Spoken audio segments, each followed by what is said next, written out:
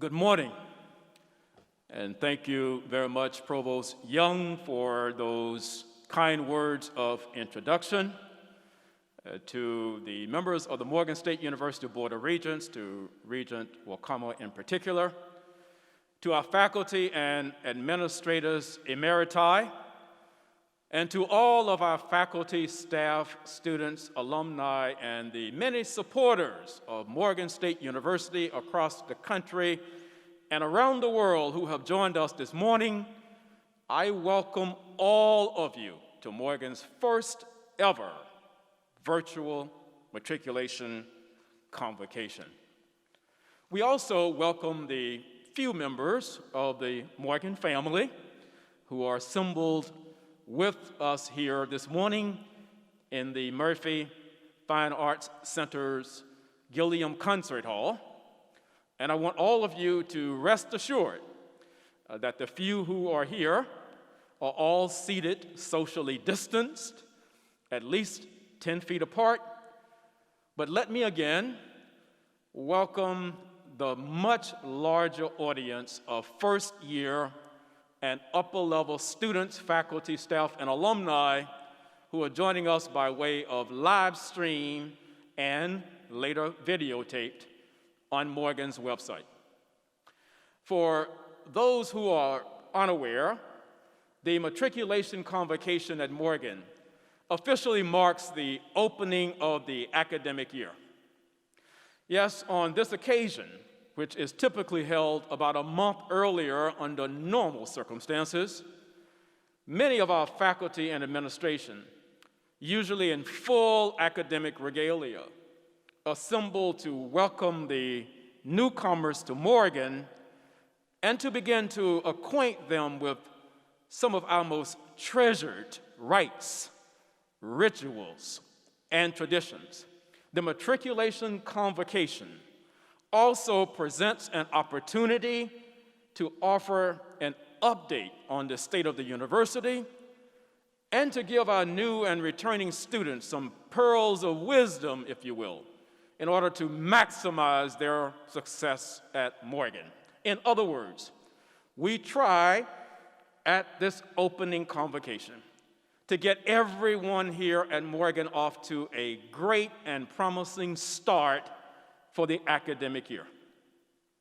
But as you heard from Provost Young and Regent Kwabena, this year presents to us a particular challenge. The global pandemic created by COVID-19 that has plagued the world for most of this year has required the university to modify its methods of operation in almost every respect. It has caused us to shift most of our instruction to a remote or online modality. It has limited the number of individuals that we can assemble in our world-class classrooms and laboratories and in our residential halls. And it has also prohibited large gatherings for any purpose on our campus. COVID-19 has also brought a temporary halt to travel and study abroad programs, and it has caused us to imagine and then to reimagine innovative ways to use virtual learning to achieve the tripartite mission of the university. Yes, over the last 9 months, Morgan has engaged in extensive strategic planning in order to develop and implement a safe and sensible response to this health crisis. We have sought input from all quarters in doing that. We have sought input from the CDC, from the State Department of Health here in Maryland. We have sought input from our own public health experts within our School of Community Health and Policy and the expertise of professionals in our University Health Center. We're also being advised by one of the most noted and respected national public health and medical experts in the nation. Indeed, every step along the way, We have relied on their advice and their judgment, and we have taken that counsel under serious advisement in executing a strategy for personal safety, for instructional success, and for the long-term stability of Morgan. Everything we have done here at Morgan and the decisions that loom for the spring, we have given and we will continue to give priority to the safety of our students, the safety of our faculty, and the safety of our staff and alumni. Additionally, every measure exercised and every action exhausted has been focused sharply on continuing the terrific momentum for success that we have established here, and also been focused on remaining a financially stable and solid institution. And so today, with all that I said, I am pleased to report to you that despite the challenges and the hurdles created by COVID-19, the state of our university is excellent.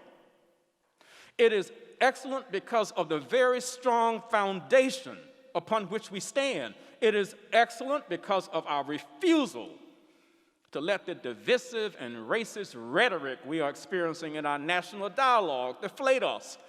We here at Morgan have held our family and our community together because of our unwavering commitment, as you heard from Regent Kwabena, to our 6 core values of leadership, integrity, innovation, diversity, excellence, and respect. We are not confused here at Morgan. Yes, the global pandemic has utterly affected our regular modes of operation, but it has not dampened, even slightly, our commitment to upholding these core values and upholding the mission of this institution. Morgan is, and Morgan will remain, the great institution that has given us the distinction of being proclaimed a national treasure. Now, why, you may ask? Well, my response is simple. It's because we are Morgan strong. We are committed to maintaining that state of mind here at Morgan as we make our way from what I call the east side of COVID to the west side. And the west side is coming. And so this morning, I bring you a brief message. I bring you a message that reminds those of us who are returning to this special place, and to inform those who are joining us for the first time that we have always been and will always remain Morgan strong, even in the face of a global pandemic. Yes, when I review the 153-year history of this institution, I am reminded of the remarkable and compelling journey that has brought us to this day. It has been a journey in which we have repeatedly confronted challenges like those presented to us now, challenges that might have caused other institutions to waver and even surrender. But Morgan has remained steadfast and unshakable through it all. I am reminded, as I reflect on the trying circumstances out of which this institution was founded in 1867, of how tried and true, as our alma mater proclaims, that Morgan has been over the years. First, through the courage and the determination of our visionary founders. I am reminded how this institution triumphed early on over prevailing attitudes and practices, starting with those laws and practices that prohibited slaves and former slaves from even being taught to read and write. I am reminded of how, despite resistance, Morgan evolved from its founding as the Seminary Biblical Institute, where it was training men and women in theology and education, to being transformed a few decades later into Morgan College in 1890, and therefore becoming an institution to educate African Americans, not just in theology, but in the liberal arts, enabling them to pursue subjects like literature and philosophy, mathematics, social sciences, physical sciences, and the arts, rather than simply what? To remain an institution or even to evolve into an institution that was only about training students in agriculture and manual trades. While the state of Maryland did not offer the so-called separate and equal liberal arts institution to educate African Americans, despite the fact that there had been a Supreme Court case, speaking of the Supreme Court, in 1896, Plessy versus Ferguson, that said to states, if you're not going to allow black students to come to those traditionally white institutions, then you got to really create comparable ones for them. Well, every state fought that. But our visionary leaders, they didn't give up. They persisted with parsimonious resources. They persisted, they pursued the vision and the dream, and they prevailed. I'm reminded as I stand before you this morning how in 1917, having outgrown our one building location at the corner of Edmondson Avenue and Fulton Street in West Baltimore, that Morgan, in 1917, moved here to our current location, students, at Cold Spring and Hillen Road, despite the fact that the white neighbors didn't want us here. The vocal opposition of the neighbors to keep that Negro college out of our neighborhood in Baltimore County was unbelievable. But guess what? Morgan was unfazed. Morgan was strong. Morgan was persistent. And Morgan continued to move forward to build the campus. And it is a magnificent campus that we now enjoy today. And by the way, after more than 100 years of our being here, those neighborhood associations, Dr. Jeremiah, they came forward last year at our annual Founders Day Convocation and apologized for the behaviors of their white ancestors at that time. That was a reconciliation that was long overdue, but graciously accepted and welcomed. As I stand before you this morning, October of 2020, I move continually through the annals of our rich history. And I'm reminded that 1 year after moving here, in 1917, in 1918, Morgan persisted again, this time against a nationwide pandemic of influenza that started in the Midwest and spread quickly to this area, killing 100 Baltimoreans in one day, taking 563 lives in Baltimore in the first week, and ending 5,400 lives in this area before it eventually made its way to the west side. Morgan, along with Johns Hopkins and Loyola College, were closed, as were Baltimore's public schools, the theaters, the churches, and the synagogues. Now, does that sound familiar?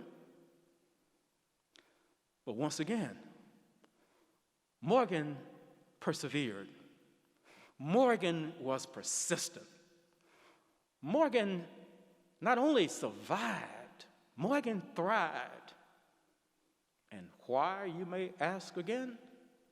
Because Morgan was strong and Morgan was undeterred. I am further reminded how coincidentally and curiously, in that same year, the nation was fighting World War I, the war dubbed, quote, the war to end all wars. This war was deemed to be fought to bring social and political justice in other parts of the world. And so there were kind of two pandemics, as it were, at one time. But Morgan survived. And so today, in the midst of what appears to be two pandemics in the United States of America, one a health crisis, and the other an equal challenge to our racial, social, political, economic, mental, and moral health, Morgan finds itself called upon, once again, to be Morgan strong and to redouble our resolve to remain steadfast and unshakable while we weather these storms.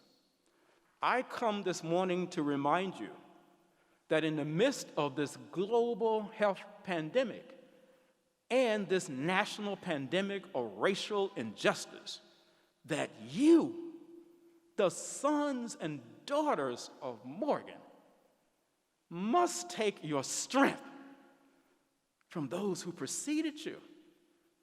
You too must be Morgan strong. And so let me be clear in saying to you this morning these three things, simple and clear. One, you matter. You matter. Two, your education here at Morgan matters. And three, don't ever forget, Morgan matters. Now let me just say a word or two about why you matter. I strongly believe that it is no accident that you are here in this space at this time to face these twin global and national challenges. You are here to fight for justice for Jonathan Price, justice for Jacob Blake, justice for George Floyd, justice for Breonna Taylor, justice for Ahmaud Arbery, justice for Freddie Gray, and justice for so many others. You are here to say their names and to ensure that every American will never forget the brutal way in which so many of them were unjustly killed.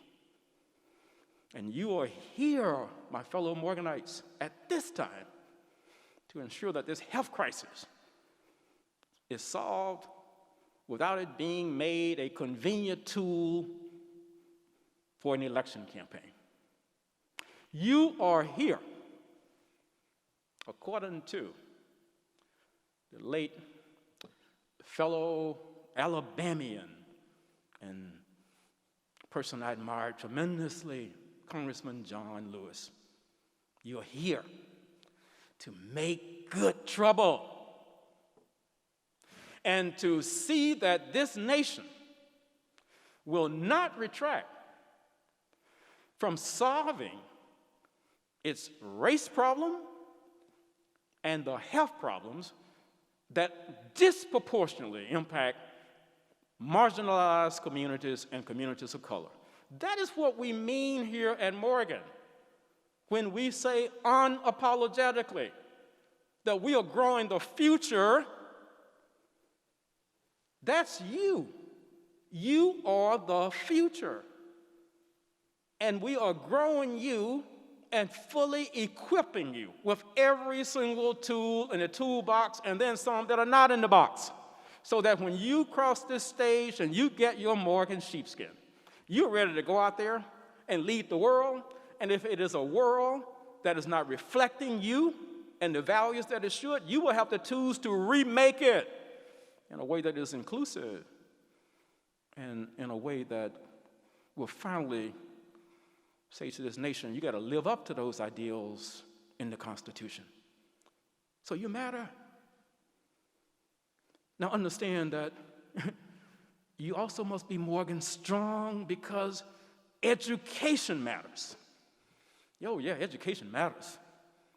Now, according to the 19th century education reformist, Horace Mann, he said, quote, education beyond all other devices of human origin is a great equalizer of the conditions of men.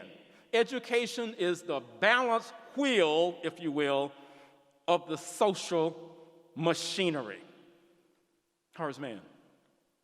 That statement holds even more truth today than it did when Mr. Mann uttered it.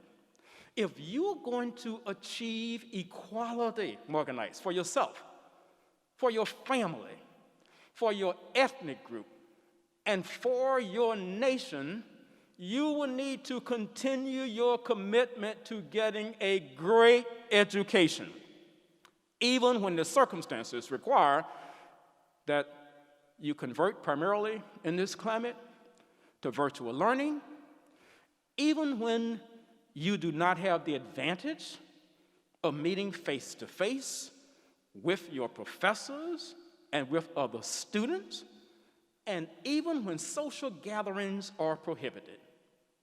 For even in the midst of a health pandemic like this one, there are still opportunities for you to grow intellectually, to cultivate your minds. And we are here.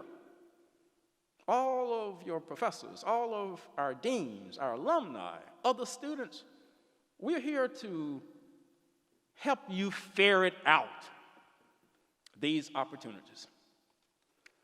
And so, last, as I bring my remarks to a close, you must remain Morgan strong because Morgan matters. Morgan matters. You're very fortunate to be part of an intellectual and educational community whose legacy of excellence, one of those core values of ours, spans more than 150 years. You're fortunate to be part of, you are equally fortunate to be a part of an institution which during that period has proven itself, quote, so tried and so true. We are an institution that has stood strong. We are an institution that has stood tall in the midst of the storm. And we have been able to do so for 153 years because of learners and educators like you being in lockstep with a shared vision and the shared mission of this institution towards success and change, as Regent Wakoma said. You've been in lockstep with this institution over 153 years devoted to progress, deeply rooted in promise, and never, ever forgetting our purpose. And so today, I ask you to join me in unity and in strength in getting through this period of challenge and crisis. Remember that in the words of a song that was so popular a few years ago, there is, quote, no night so long that you can't find the day. And there is no day that is so wrong that you can't find your way. And so as we face COVID-19, please join us in observing sensible guidelines for safety and health. We know that the holiday season is fast approaching, but now is no time to let your guard down. Please maintain social distancing both inside and outside, even amongst your closest friends and relatives, as well as, of course, total strangers. This coronavirus shows no prejudice when it comes to those that it infects. Given the latest scientific intelligence about the ability of the coronavirus to remain airborne, particularly within enclosed areas for a longer period than originally determined, please wear a mask or a face covering whenever you are near people. That way you are protecting them as well as yourself. And also remember to wash your hands frequently, especially after coming into contact with surfaces that may be compromised. And please avoid these huge gatherings. And this, unfortunately, can include in the upcoming holiday season these huge gatherings of your family members, as well as, of course, public gatherings. What I'm saying to you is I don't want you to be misled or hoodwinked by those who proclaim that these restrictions imposed upon their conduct and their activities are a violation of their constitutional rights and individual liberties. That is simply hogwash. You need to remind them occasionally that I think when the framers of the Declaration of Independence proclaimed the inalienable rights to which they refer, that those framers must have intentionally placed them in this order: life, liberty, and the pursuit of happiness. Yes, freedom and liberty are important in our democracy, as is the right to do those things that please you and make you happy. However, without life, there can be no liberty and no pursuit of happiness. It is great to go to a party with your friends. Oh, yes. It's great to eat in a restaurant with your family. It's great to attend a movie. It's great to shop at a large shopping mall. But when doing so jeopardizes the lives and jeopardizes our lives and your life and the lives of others, then it is clear that life is less important than all of those activities that you have deemed to bring you pleasure. Equally important as we face the upsurge in the pandemic and as we face increasing racist acts in this country, again, please do not be deceived or hoodwinked by those who want to discredit the Black Lives Matter movement and other campaigns against racial injustice, and who simply want to claim that these acts of peaceful protest amount to lawlessness and disregard for law and order. Don't be bamboozled into believing that the violent activities of white supremacists are legitimate protests of, quote, good people who are displaying their patriotic support of their country and their law enforcement officers. No, as Morganites, we expect you to raise your voice against this resurgent racism, raise your voice against injustice, and do it by exercising your constitutional right to vote. That is the way that you make your voice heard. And that is why we accepted the opportunity when it was presented to us to have our campus serve as an official voting center. And so whether you vote early, whether you vote by mail, or whether you vote in person, Just make sure you vote.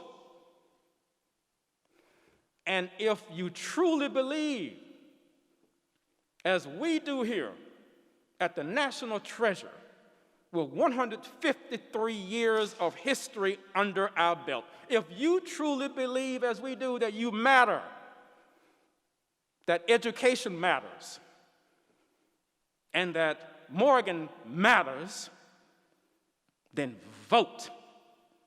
Then raise your voice in this, which is one of the most critical elections in your lifetime.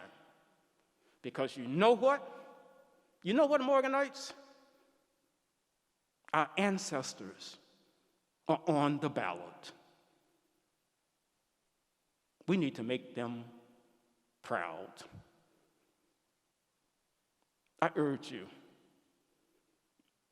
be Morgan strong, and we will be in a better place on the west side of COVID. God bless you, and best wishes for a successful academic year at Morgan State University, our national treasure. Thank you.